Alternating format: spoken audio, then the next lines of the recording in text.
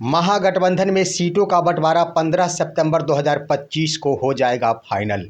राहुल गांधी आ रहे पटना। दोस्तों नमस्कार, मैं हूं आपका दोस्त एसके चौधरी। जैसा कि आप सभी को मालूम है कि वोटर अधिकार यात्रा के समापन के बाद महागठबंधन में सीटों के बंटवारे को लेकर अब अंदर खाने रणनीति बना ली गई है। नेता प्रतिपक्ष और समन्वय समिति के अध्यक्ष तेजस्वी प्रसाद यादव ने अचानक ही यह निर्णय लेते हुए 15 सितंबर 2025 को महागठबंधन की बैठक का आयोजन कर डाली है। और सबसे बड़ी खबर कि राहुल गांधी भी इस सीटों के बंटवारे को लेकर अपनी उपस्थिति दर्ज कराएंगे। साथ ही साथ वाम दलों की ओर से दीपांकर भट्टाचार्य की भी उपस्थिति रहेगी, मुकेश सहनी भी रहेंगे। इस तरह से महागठबंधन के बड़े बड़े लीडर सीटों के बंटवारे को लेकर अंतिम मुहर लगाएंगे 15 सितंबर 2025 को। दोस्तों आखिर इसमें क्या कुछ रणनीति बनेगी, कैसे कैसे सीटों का बंटवारा हो सकेगा, आइए इस पर हम विस्तार पूर्वक चर्चा करते हैं। लेकिन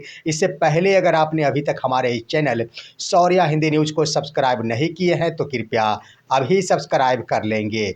दोस्तों आपको मालूम है कि वोटर अधिकार यात्रा का समापन हो गया है, लेकिन मैंने बताया था कि वोटर अधिकार यात्रा सिर्फ आम जनों को जगाने के लिए ही नहीं किया गया था इंडिया अलायंस या फिर महागठबंधन की ओर से। यहाँ पर महागठबंधन के घटक दलों की परख भी हो रही थी। राहुल गांधी जहाँ मुकेश सहनी की परख कर रहे थे कि आखिर मुकेश सहनी की पकड़ क्या है, उनका जन समर्थन क्या है, तो वहीं तेजस्वी प्रसाद यादव अपने मौजूदा विधायक प्रत्याशियों की परख कर रहे थे, जो वर्तमान में सिटिंग विधायक है। आखिर उनके साथ जन सैलाब क्या है, किन विधायकों की भागीदारी अहम रही है जो आम जनों के समर्थन के साथ वोटर अधिकार यात्रा में शामिल हुए थे। इन तमाम परख के बाद अब महागठबंधन की बैठक 15 सितंबर को आयोजित की जा रही है। हम आपको बता देना चाहेंगे कि इसी तारीख को 15 सितंबर को प्रधानमंत्री नरेंद्र मोदी भी पूर्णिया आ रहे हैं। लेकिन आपको ये जानकर हैरत होगी कि अब कोई भी कसर राहुल गांधी छोड़ना नहीं चाहते हैं। जिस दिन प्रधानमंत्री बिहार रहेंगे उस दिन राहुल गांधी भी बिहार में ही रहेंगे। तो इस तरह से 15 सितंबर को आखिर क्या कुछ होगा। सबसे बड़ी बात कि राहुल गांधी अपने कांग्रेस के लिए भी सीटों पर सहमति बनाएंगे। इसमें हम आपको बता देना चाहेंगे कि आरजेडी और कांग्रेस दोनों के स्तर से सीटों में समझौता किया जा रहा है। जहां पहले पिछली बार आरजेडी की ओर से 144 सीटों पर चुनाव लड़ा गया था, लेकिन इस बार आरजेडी भी समझौते करते नजर आएंगे और इस कदर लगभग 10 सीट यहाँ पर समझौता करेगी आरजेडी। लेकिन सबसे बड़ी बात कि विधायकों का पत्ता कटेगा। जिन्होंने वोटर अधिकार यात्रा के दरमियान जन सैलाब को दिखाने में अपनी भूमिका नहीं निभाई, साथ ही साथ सिटिंग विधायक के क्षेत्र में जो प्रत्याशी आरजेडी नेता तमाम समर्थकों के साथ अपनी उपस्थिति दर्ज कराई, उनको मौका मिल सकेगा। यही 110 विधानसभा में यह वोटर अधिकार यात्रा का आयोजन हुआ था। यह यात्रा हुई थी और इसमें खास तौर पर आरजेडी की ओर से प्रत्याशियों की परख की जा रही थी। अब आइए दोस्तों कांग्रेस की बातें कर ली जाए तो कांग्रेस भी यहाँ पर अपने स्तर से सीटों पर समझौता करेगी। लेकिन सबसे बड़ी बात कि कांग्रेस की ओर से अब नई रणनीति बना ली गई है। उनका यह मांग है कि हर हाल में जिताऊ सीट चाहिए। ऐसी बात नहीं है कि जो सीट एनडीए गठबंधन के खाते में चली जाती है, यानी महागठबंधन की ओर से हारने वाली सीट, ऐसी बात नहीं कि यह सिर्फ कांग्रेस को दे दिया जाए। इस बार जो रणनीति बनाई जा रही है उसके अनुसार जो एनडीए गठबंधन के खाते में जाने वाली सीटें हैं उन तमाम सीटों को बंटवारा कर लिया जाए, एक ही दल को नहीं दिया जाए। जो भी घटक दल है उन सभी को यह सीट दिया जाए, सभी के बीच बंटवारा कर दिया जाए। इसमें बहुल इलाका कांग्रेस बहुल इलाका, वहाँ पर भी राहुल गांधी की नज़र है। किशनगंज हो या फिर कटिहार हो, ऐसे जगहों पर राहुल गांधी की मांग है कि वहाँ हर हाल में कांग्रेस की सीटें चाहिए। उसके बाद वोटर अधिकार यात्रा के दरमियान जहां भी कांग्रेस का जन सैलाब देखने को मिला, हर हाल में वहां भी कांग्रेस को सीटें चाहिए। अब आइए दोस्तों, मुकेश सहनी की बातें हम करते हैं।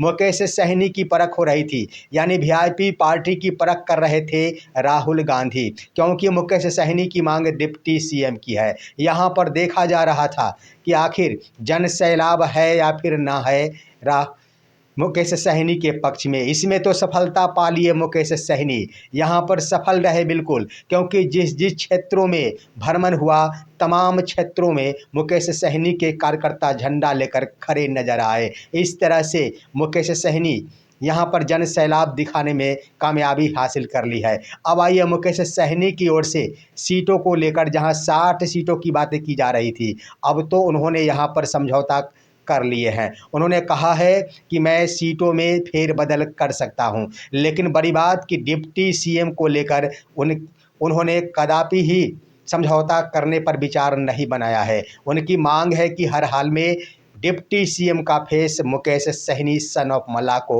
चाहिए तो चाहिए। इस पर भी इंडिया गठबंधन यानी महागठबंधन की बैठक में सहमति बनाई जाएगी और अंतिम रूप से सीएम फेस को लेकर यहाँ पर खुलासा कर दिया जाएगा। साथ ही साथ डिप्टी सीएम को लेकर भी खुलासा कर दिया जाएगा 15 सितंबर 2025 को। मुकेश सहनी की भी मांग है कि जहाँ जन सैलाब है, जहाँ मुकेश सहनी की पकड़ है, जहाँ ज़्यादा संख्या में मुकेश सहनी के जन समर्थक है, वहाँ पर वीआईपी को सीटें मिलनी चाहिए। इसके क्रम में दरभंगा, मुजफ्फरपुर, मोतिहारी और ये महाराजगंज जैसी कुछ वैसे सीटें हैं जो लगभग 15 के आसपास है। वहाँ पर तो उन्होंने पूरी तरह ही अपनी रणनीति बना डाली है कि हर हाल में ये सीटें चाहिए तो चाहिए, क्योंकि यहाँ जन सैलाब वीआईपी के समर्थन में देखने को मिला है और ज़्यादा से ज़्यादा समर्थक वोटर भी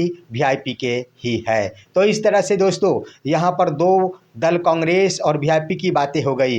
अब आइए वाम दलों की बातें करते हैं। दीपांकर भट्टाचार्य भी अपनी उपस्थिति दर्ज कराएंगे इस महागठबंधन की बैठक 15 सितंबर को। यहाँ पर आखिर क्या बात हो सकेगी, आपको बता देना चाहेंगे कि 45 सीटों की मांग की जा रही थी उनके स्तर से, लेफ्ट की ओर से, लेकिन यहाँ पर भी समझौता किया जा सकेगा। हर हाल में पिछली बार जो सीटें मिली थी उससे कुछ एक ज़्यादा ही लेफ्ट को सीटें मिल पाएंगी।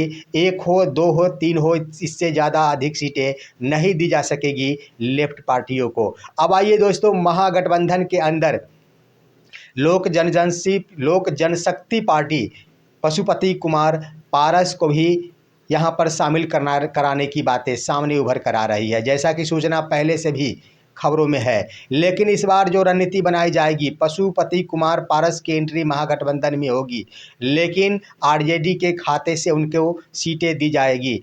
आरजेडी को जितने सीटें मिलेगी उसी में से पशुपति कुमार पारस को आरजेडी अपने स्तर से सीटें दे देगी। तो इस आधार पर यहाँ पर पशुपति कुमार पारस की भी एंट्री होती नज़र आ रही है। वहीं अब बातें कर लिया जाए अन्य दलों की, तो अब अन्य किसी को भी महागठबंधन में शामिल कराने की संभावनाएं काफ़ी कम दिखती आ रही है। वहाँ पर भी अगर झारखंड मुक्ति मोर्चा को 1 या 2 सीटें दी जाती है तो हर हाल में यह तेजस्वी प्रसाद यादव ही अपने कोटे से देंगे। अब आइए दोस्तों, सपा की बातें करते हैं। सपा यहाँ पर महागठबंधन में शामिल होकर चुनाव नहीं लड़ेगी, इसकी संभावनाएं काफ़ी कम दिख रही है। अगर चुनाव लड़ा भी जाता है तो 1 से 2 सीट काफ़ी माना जाता है। उधर बहुजन समाज पार्टी बसपा से महागठबंधन की ताल्लुक़ करने की बातें हो रही थी, महागठबंधन में शामिल कराने की, परंतु बहुजन समाज पार्टी यानी मायावती की ओर से महागठबंधन में शामिल होने की किसी भी प्रकार का निमंत्रण नहीं आया। उनके नेताओं ने कहीं भी इस प्रकार का बयान नहीं दिया। इस तरह से बहुजन समाज पार्टी बसपा की ओर से यहाँ पर महागठबंधन में शामिल होने की खबर बिल्कुल समाप्त हो चुकी है। अब महागठबंधन में बसपा शामिल नहीं होगी, लेकिन अकेले दम पर ही बिहार के कुछ सीटों पर बसपा चुनाव लड़ेगी। तो इस तरह से दोस्तों महागठबंधन में पूरी बातें कर लिया जाए 243 सीटों की, तो ये तो स्वाभाविक हो चुका है। संभावना जो दिख रही है 130 सीटों के आसपास आरजेडी चुनाव लड़ेगी। 60 से 65 सीटों के आसपास कांग्रेस चुनाव लड़ेगी।